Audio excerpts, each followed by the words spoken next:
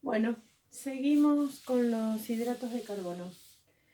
Vamos por la clasificación según el número de unidades y desde ese punto de vista, esta clasificación la vamos a hacer desde dos puntos de vista. Desde el punto de vista de la nutrición, los dividimos en azúcares y harinas o hidratos de carbono simples o complejos. Esta clasificación tiene que ver con su tamaño. Los azúcares son los mono y los disacáridos, es decir, son las moléculas más pequeñas, mientras que las harinas son los polisacáridos. Pero a nosotros la que más nos importa es esta, la desde el punto de vista químico, en la cual vamos a hacer una división un poco más variada. Vamos a tener como primera medida los monosacáridos, que ya los definimos, que dijimos que son la unidad constitutiva de toda esta familia de moléculas, ¿sí? Y los definimos como polihidroxialdehídos y polihidroxicetonas. Y tenemos como ejemplo acá glucosa y galactosa. El segundo grupo son los disacáridos, que serían dos monosacáridos unidos por enlace éter. ¿Se acuerdan que vimos el otro día que los éteres son la condensación de dos grupos alcohol? Bien. Y acá tenemos como ejemplo la maltosa y la sacarosa, que es el azúcar de mesa. También está, por ejemplo, la lactosa, que es el azúcar de la leche, formado por glucosa y galactosa. Después tenemos un grupete, que siempre los pongo juntos porque no tiene sentido definirlos independientemente. Los trisacáridos, tetra, penta, todo un grupo que conforman los oligosacáridos, que están formados por 3, 4, 10, 12 moléculas de monosacáridos, siempre unidas por enlace éter. Acá hay algunos de importancia biológica, pero no vale la pena mencionarlos. Y por último, los que sí nos importan más, los polisacáridos, como por ejemplo, y que son dos grupos, los hetero y los homo, ¿sí? Heteropolisacáridos porque están formados por azúcares distintos, por monosacáridos distintos, y suelen ser dos que se van alternando. Como ejemplo acá tenemos al condroitin sulfato, que forma la matriz del cartílago. Y el grupo que más nos interesa, los homopolisacáridos, son los polisacáridos hechos de un solo tipo de monosacárido. Los que nos importan son los homopolisacáridos de la glucosa, porque tienen gran importancia desde el punto de vista de la composición de los alimentos. Y ahí vamos a tener al glucógeno, al almidón y a la celulosa. Si bien el glucógeno no aparece en los alimentos, es importante porque es una molécula muy, muy presente en los animales superiores, es decir, en nosotros, ¿sí? A lo largo de las clases subsiguientes vamos a ir analizando todos estos. Para llegar a eso, primero tenemos que hacer una mirada al comportamiento de los hidratos de carbono, a las reacciones que estos hidratos de carbono pueden sufrir dentro del organismo. Y la primera reacción que vamos a ver es la de ciclación, ¿sí?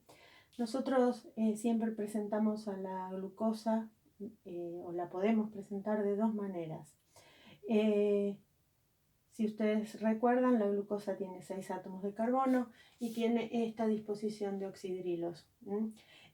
Cuando se encuentra así, la llamamos glucosa lineal o estructura de Fischer, y es la forma que presenta la glucosa cuando se encuentra como sólido cristalino, es decir, cuando no hay agua en el medio. Es decir, que en nuestro cuerpo o en los alimentos nunca vamos a encontrar la glucosa de esta manera. En presencia de agua, la molécula de glucosa, fíjense que el agua la puse sobre la flecha porque eso indica que hay una solución, no una reacción química. Entonces, en presencia de agua, la molécula de glucosa sufre algunos cambios.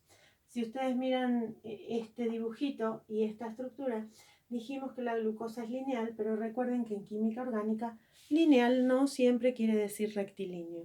La molécula de glucosa tiene forma de letra C, que que sería esta formita que yo dibujé acá. Entonces, cuando esta molécula se encuentra en presencia de agua, se produce un corrimiento de electrones y el oxígeno del oxidrilo de carbono 5 se une al carbono 1 de la molécula de glucosa. Estoy viendo que no le puse los numeritos, disculpen. 1, 2, 3, 4, 5 y 6. Y entonces, ¿qué sucede? Miren acá, mientras yo termino de escribir. ¿Qué sucede entonces? Sucede que se forma un heterociclo, es decir, un ciclo que tiene 6 átomos, de los cuales 5 son carbonos y 1 es oxígeno. Ese oxígeno es este oxígeno del carbono 5, ¿sí? Y entonces esta estructura recibe el nombre de glucosa cíclica o monosacárido cíclico, la estructura de Haworth, y se presenta cuando está en solución. La capacidad que tienen los azúcares de ciclarse puede dar dos resultados finales, que son el furano o el pirano. El furano es cuando se produce un ciclo con 4 carbonos y un oxígeno, y el pirano es el de 5 carbonos y un oxígeno. La forma más favorecida para las aldohexosas es el pirano, es la forma más usual. El furano se da en las pentosas, ¿se acuerdan? Y se da también en las cetosas. En la glucosa la forma favorecida es el pirano, entonces vamos a tener lo que se denomina glucopiranosa. Si se fijan acá, yo escribí 2 glucosas diferentes. Vamos a analizar un poquito estas estructuras para entender las diferencias. Fíjense, tengo un ciclo, ¿sí?, de 6 componentes, 5 carbonos y 1 de oxígeno, dijimos.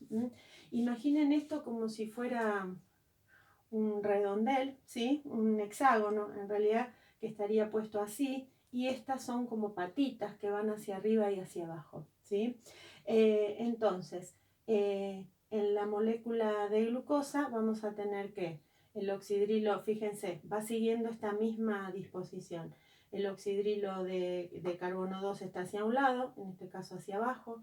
El del 3 está hacia el lado opuesto, hacia arriba. El del 4 vuelve a estar hacia abajo. El del 5 desaparece como oxidrilo y se transforma en este oxígeno, ¿sí? Y el del 6 queda libre porque este no es un carbono quiral, entonces queda orientado hacia cualquier lado. En las dos moléculas vemos lo mismo. La única diferencia entre ellas es el oxidrilo del carbono 1, la ubicación del oxidrilo del carbono 1. Esos oxidrilos pueden ubicarse hacia abajo o hacia arriba. Presten atención ahora a que este carbono ahora se transformó en un nuevo carbono quiral.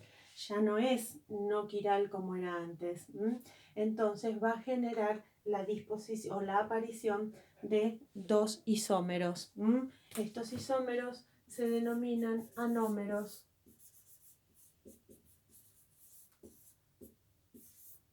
Y al carbono 1, por ende, lo llamamos carbono anomérico.